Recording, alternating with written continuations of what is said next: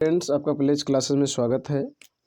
आज के video lecture में आप देखेंगे प्रश्नावली 6.2, जिसमें आप देखेंगे क्वेश्चन नंबर 9, क्वेश्चन नंबर 10 और क्वेश्चन नंबर 1 से लेकर 5 तक का एक वीडियो अपलोड हो चुका है। क्वेश्चन नंबर 6 से लेकर क्वेश्चन नंबर 9 तक का एक वीडियो अपलोड हो चुका है। उस वीडियो लेक्चर में मैंने क्वेश्चन नंबर 10 को छोड़ दिया था और क्वेश्चन नंबर 9 को बताया था, पर इस प्रकार से बताया था जो अभी आपको पढ़ाया नहीं गया है। मैं कोड समरूपता के आधार पर क्वेश्चन नंबर 9 को बताया था, तो आज मैं क्वेश्चन नंबर 9 को दूसरी तरह से बताऊंगा कि और उसको किस तरह से और सरल कर सकते हैं, हल कर सकते हैं। और जो क्वेश्चन नंबर 10 छूट गया था उसको भी मैं बताऊंगा कैसे आपको सिद्ध करना, कैसे सरल करना है। तो आइए देर ना करते हुए आज के वीडियो शुरू करते हैं और देखते हैं क्वेश्चन नंबर 9 और क्वेश्चन नंबर 10 को कैसे सरल किया जाएगा। ठीक, प्यारे स्टूडेंट्स, क्वेश्चन नंबर 9 देखिए आपके सामने ये है। कह रहा है ABCD एक समलंब है जिसमें AB समांतर DC है। ABCD एक समलंब है जिसमें AB समांतर DC है तथा इसके विकर्ण परस्पर वो बिंदु पर प्रतिच्छेद करते हैं। तो दर्शाइए कि ये वो बटे BO बराबर CO बटे DO होगा। यही आपको सिद्ध करना, ये लाना है। ठीक, तो देखिए पहले आप फिगर बनाइए, ABCD एक समलंब बनाइए। ठीक, प्यारे स्टूडेंट्स, मैंने आपके सामने एक समलंब ABCD बनाया। ठीक, और इसमें कह रहा है विकर्ण भी खींचिए। तो विकर्ण देखो, ये जो ये भी है, ये भी DC, ये रेखाखंड, ये रेखाखंड दोनों समांतर है। फिर इनके विकर्ण भी खींच दीजिए।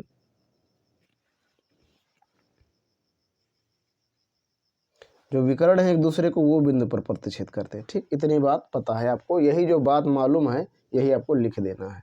क्वेश्चन नंबर 9 है, डाल दीजिए और हर डाल दीजिए।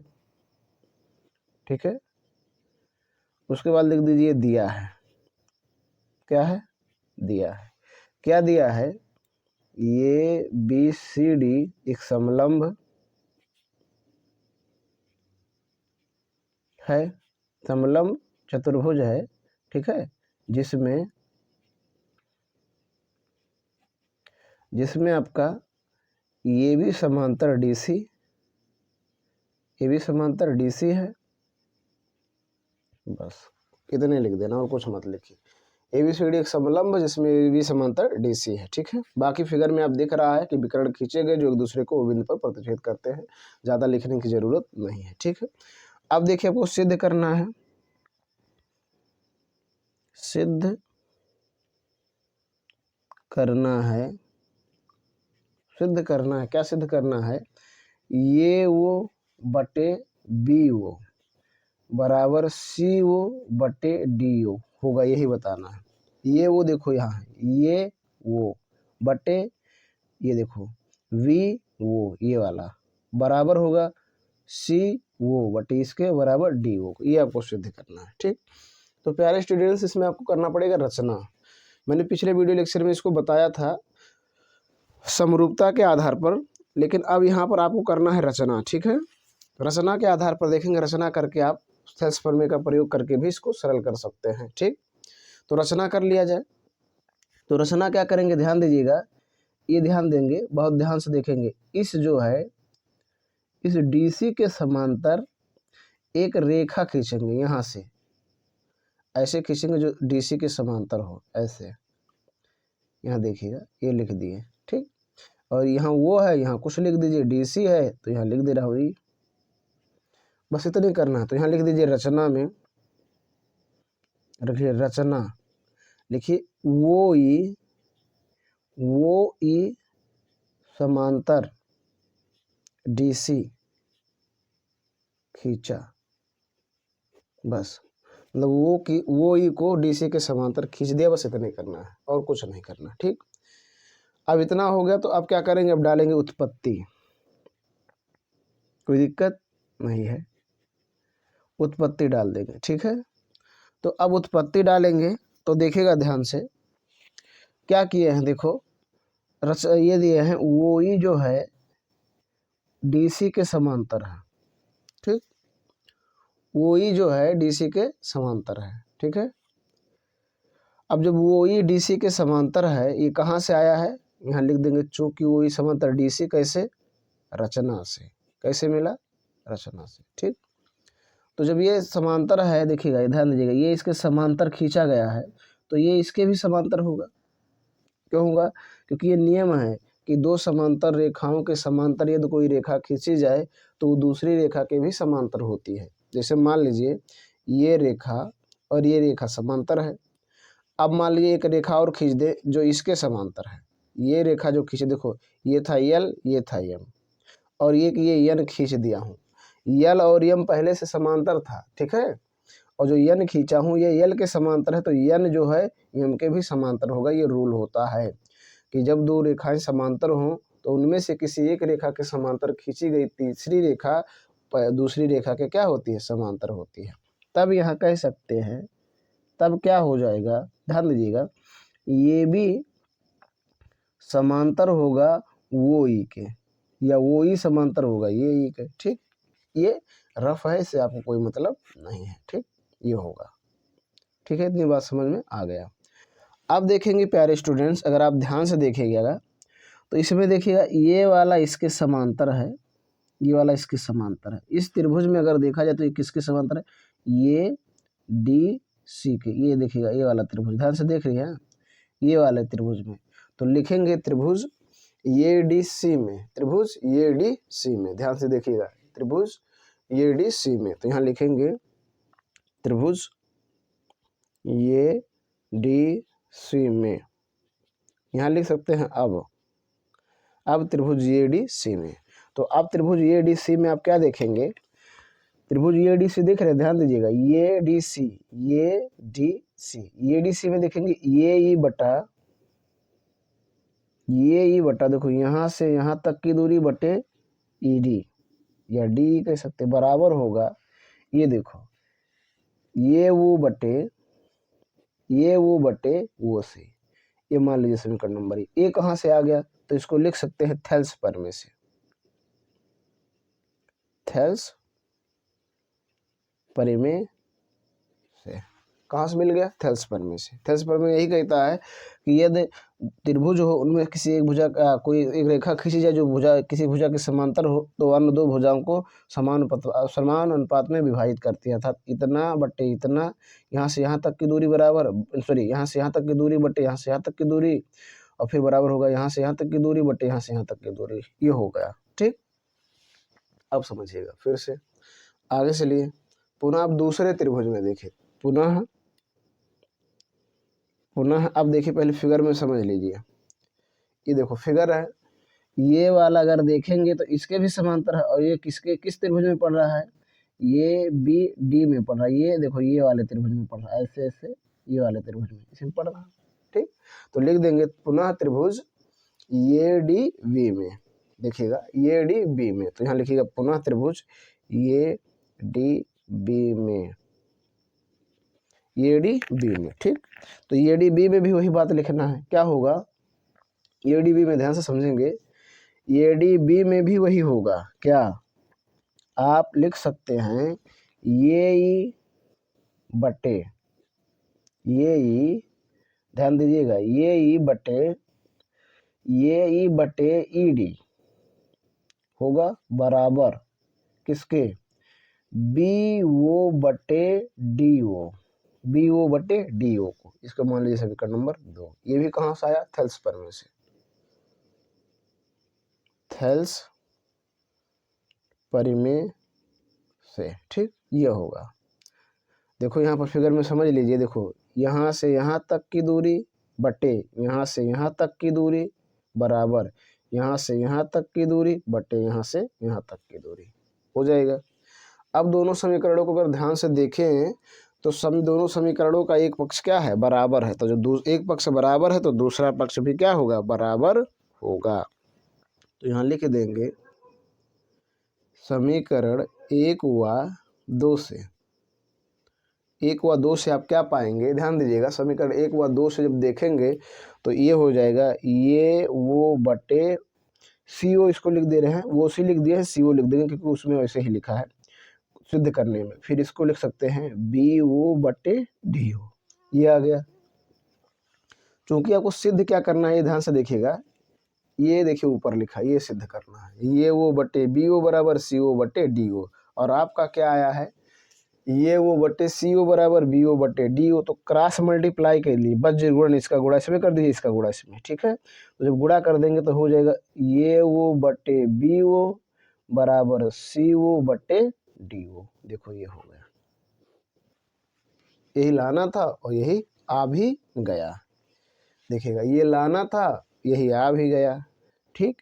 तो लिख देंगे प्रूव्ड या लिख देंगे इत सिद्धम, ठीक। इस प्रकार से आपको हल करना है और ऐसे ही आपको लिखना है। जितने आप साफ लिखेंगे उतने ही आपको अच्छे मार्क मिलेंगे, ठीक। प्यारे स्टूडेंट्स, अब आप देखेंगे क्वेश्चन नंबर 10। क्वेश्चन नंबर 10 में क्या कह रहा है, एक चतुर्भुज ये भी सी डी के विकर्ण परस्पर वो बिंदु पर इस प्रकार प्रतिच्छेद करते हैं कि इतने का मान बराबर है ये वो बटे बी ओ बराबर सी ओ बटे डी ओ। कह रहा दर्शाइए कि ये बी सी डी एक समलंब है। देखो इसका विलोम है, इसमें समलंब दिया था ये लाना था, इसमें ये दिया है समलंब बताना है, तो कीजिए सेम वैसे करना है, ठीक। प्यारे स्टूडेंट्स, मैंने आपके सामने एक चतुर्भुज बनाया ये बी सी डी, उसमें विकर्ण भी खींचा जो एक दूसरे को वो बिंदु पर प्रतिच्छेद करते हैं। अब जो बातें आपको मालूम हो वो लिख दीजिए। यह है 10वां क्वेश्चन आपका, हल डाल दीजिए और लिख दीजिए दिया है। दिया है मतलब जो इसमें आपको क्वेश्चन में मालूम है वही लिखना है, ठीक है। तो दिया है, क्या लिख दिया है, ये बी सी डी एक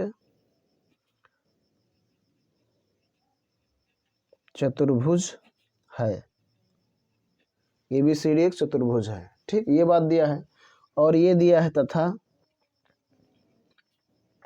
ये वो बटे बी ओ बराबर सी ओ बटे डी ओ, ये बात दिया है, ये बात दिया है, ठीक।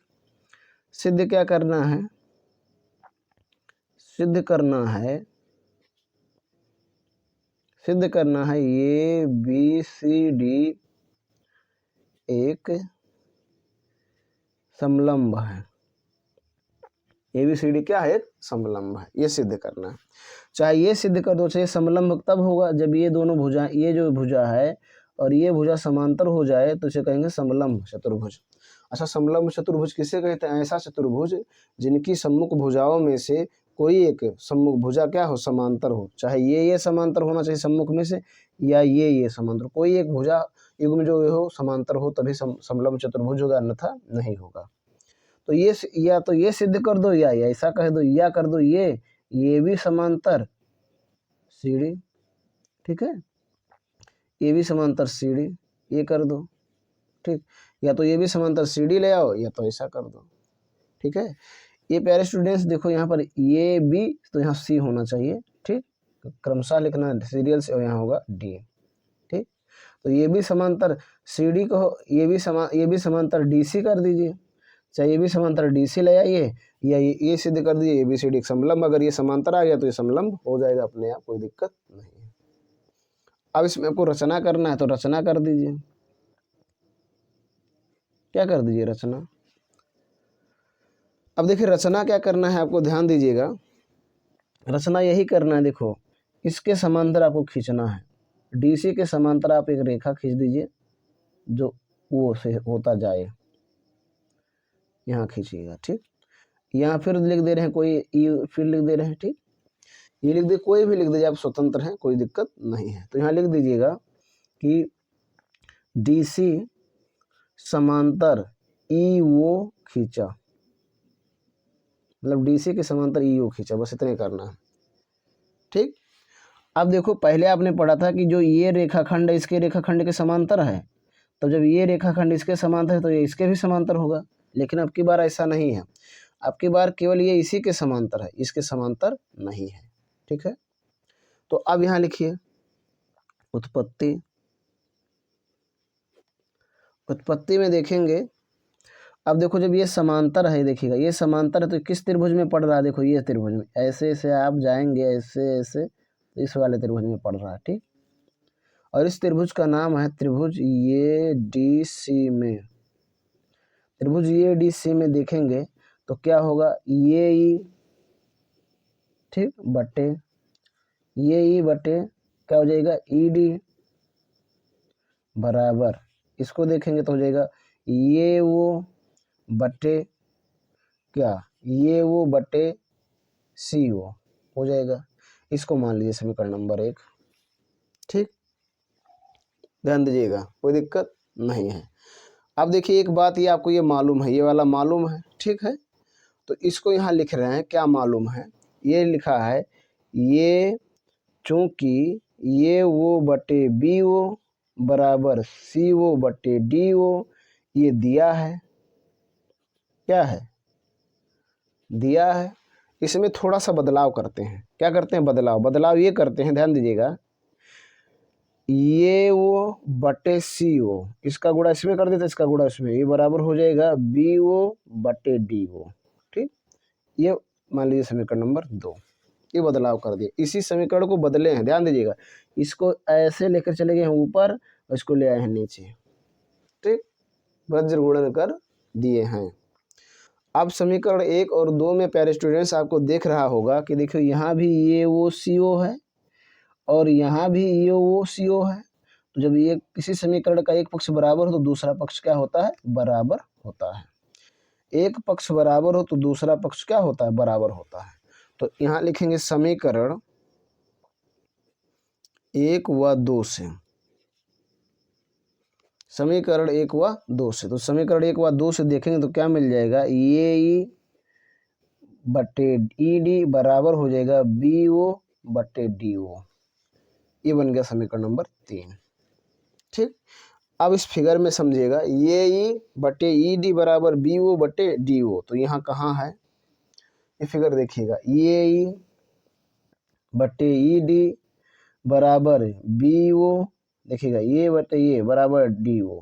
तो जब ये आपने ये पढ़ा था थ्योरम के विलोम में पढ़ा था कि जब देखिएगा, जब उनके समान अनुपात बराबर, उनके जो अनुपात हो समान हो तो वही रेखाएं जो होंगी समांतर होंगी, क्या होंगी, समांतर।